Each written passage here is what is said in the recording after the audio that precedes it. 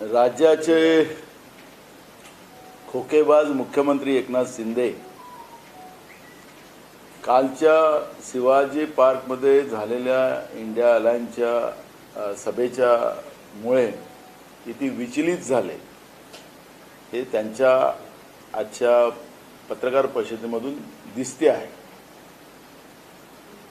राहुल गांधीजी जवळपास 10,700 किलोमीटर पदयात्रा करून कोट्यावधी लोकांना भेटून त्यांचं दुःख समजून जवळपास 25 कलमी गॅरंटी काँग्रेस पक्षाच्या वतीने त्यांनी दिल्या आणि काँग्रेस पक्षाने त्या पूर्ण करण्याचं वॉरंटी सुद्धा दिलेली आहे आणि त्यामुळे देशभरातल्या लोकांमध्ये एक उत्साह होता। राहुल गांधींची यात्रा चैत्यभूमीवर यात्रेचं समापन झालं आणि कालच्या ज्या सभेमुळे एकनाथ शिंदे असतील किंवा भाजपचे भोपू असतील यांच्यामध्ये सकाळपासूनचं कावकाव सुरू झालेली आहे। राहुल गांधीजींनी मुद्दे मांडलेले आहेत आणि त्या मुद्द्यावर या लोकांनी बोललं पाहिजे, पण यांच्याजवळ मुद्दे नाही आहेत। मोदी जुमलेबाज गॅरंटी यांच्याजवळ आहे। हिंदुत्वाचं आम्हीच ठेकेदार असं पद्धतीने हे सांगणारी लोक, त्यांना माझा सवाल आहे की जे निवडणूक बॉन्ड तुम्ही गोळा केला त्यामध्ये बीप ज्या म्हणजे गाईचं मांस तयार करणाऱ्या ज्या कंपन्या आहेत त्यांच्याकडून तुमच्याकडे पैसे आले।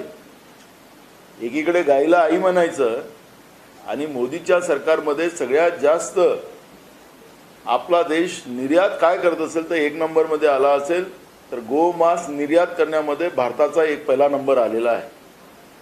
एकीकडे गाईंच्या नावाने राजकारण करायचं, हिंदुत्वाच्या नावाने राजकारण करायचं आणि ज्यांच्या हिंदुत्वाचं हे करून त्याच बीप कंपन्याकडून निवडणुकीसाठी पैसे गोळा करायचे हे तुमच्या रेकॉर्डवर आलेले आहेत।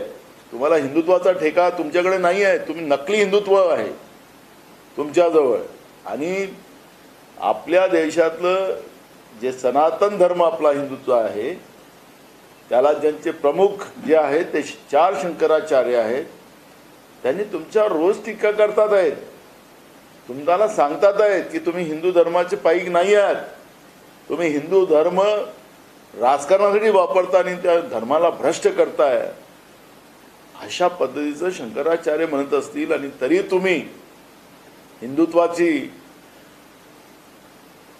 आम्हीच ठेकेदार आहोत असं म्हणायला तुम्ही निघाले असाल। प्रधानमंत्री नरेंद्र मोदी म्हणतात की स्त्री शक्तीचा अपमान केला, राहुल गांधींनी शक्ती शब्द वापरला। तर मला एक कळत नाही मोदीजींना स्त्री शक्तीचं काय कळतं। मणिपूरमध्ये महिलांना निवस्त्र करून त्यांच्यावर अत्याचार केला जातो, त्यांना जिवंत जाळलं जातो आणि प्रधानमंत्री धृतराष्ट्रासारखे पट्टी बांधून डोळ्याला राहत असतील तर तुम्हाला महिलांबद्दलही बोलायचे अधिकार राहिले नाहीत।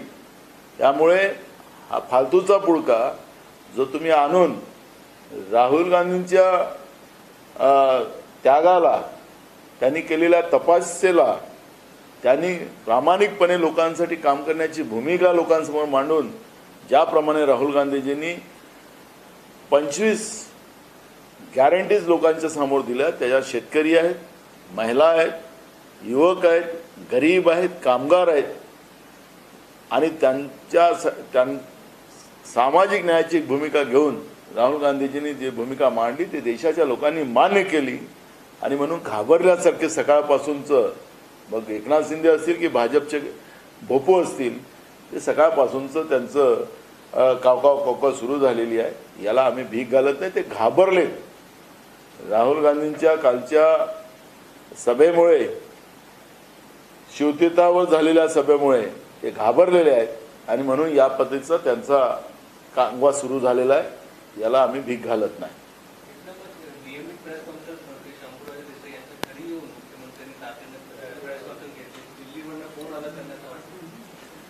दिल्ली घाबरली ना, त्यांचे आका घाबरले. त्यांना जे काही आज पूर्ण महाराष्ट्रात नव्हे तर देशामध्ये जे वातावरण निर्माण झालं, त्यामुळे वरतून आकाचा फोन त्यांना आला आणि आकाचा फोन ते आकासाठी काम करतात. मुख्यमंत्री झाल्यानंतर मी औरंगाबाद याच्यासाठी शब्द वापरतो की अजूनही निवडणूक आयोगाने त्यांना औरंगाबाद शब्दच वापरलेला आहे, उस्मानाबादला उस्मानाबादच शब्द वापरलेला आहे. त्या पद्धतीचा गोंधळ या लोकांनी केला की आम्ही औरंगाबादचं नाव छत्रपती संभाजीनगर केलं, उस्मानाबादचं नाव आम्ही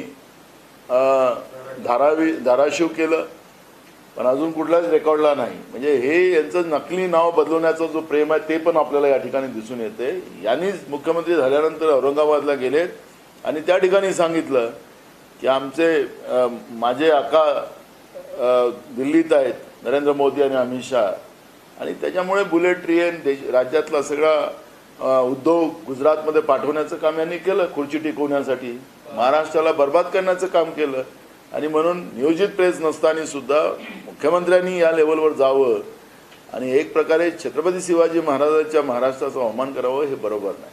तुम्ही म्हणताय की भाजप घाबरलाय, याच पार्श्वभूमीवरती आज मुख्यमंत्री राज ठाकरे सुद्धा दिल्लीला गेलेले आहेत. अशी शक्यता आहे की त्यांच्या अमित शहांची भेट होती आणि महायुतीत सहभागी होण्याची शक्यता आहे. त्यामुळे भाजप कुठे इतर राज ठाकरेंना सुद्धा गळ घालते ठाकरे हटनाव स्वतःसोबत राहण्यासाठी. मी तुम्हाला एक गोष्ट सांगतोय ना, भाजपचं केंद्रातलं सरकार आता राहणार नाही. देशाच्या जनतेने निर्णय केलेला आहे. हे 400 पार नाही 420 सरकार आहे. त्यामुळे हे 400 पारचा शब्द वापरतात आहे, पण यावेळेस ते 150ही पार करू शकणार नाही अशी परिस्थिती पूर्ण देशामध्ये आहे. की आम्ही काय बोलायचं ते बोलू ना. वंचितचे प्रमुख काल प्रकाश आंबेडकर हे महाविकास आघाडीच्या व्यासपीठावरती पाहायला मिळाले. ज्या पद्धतीनं त्यांचं कालचं भाषण झालं, कुठच्याही प्रकारची त्यांनी स्पष्ट भूमिका जी आहे ही दिलेली नाही. तुमचा काही प्लॅन बी तयार आहे का जर प्रकाश आंबेडकर तुमच्यासोबत आलं? तसंच चित्र सध्या दिसतंय. त्यांनी भूमिका मांडली ना महिला सक्षमीकरणाची, हे तर आपण ऐकलीच नाही. त्याच्यात त्यांनी अशी भूमिका मांडली नाही. त्यांनी महिला सक्षमीकरणाची प्रमुख भूमिका मांडली. भूमिका कुठलीच मांडली नाही असं कसं तुम्ही म्हणता? नाही, युतीच्या बाबतीत महाविकास आघाडीत सहभागी होण्याच्या बाबतीत त्यांनी असं म्हटलं की त्याला लढावं लागेल, मात्र स्वतंत्र किंवा एकत्र हे लढावं लागेल मोदींच्या.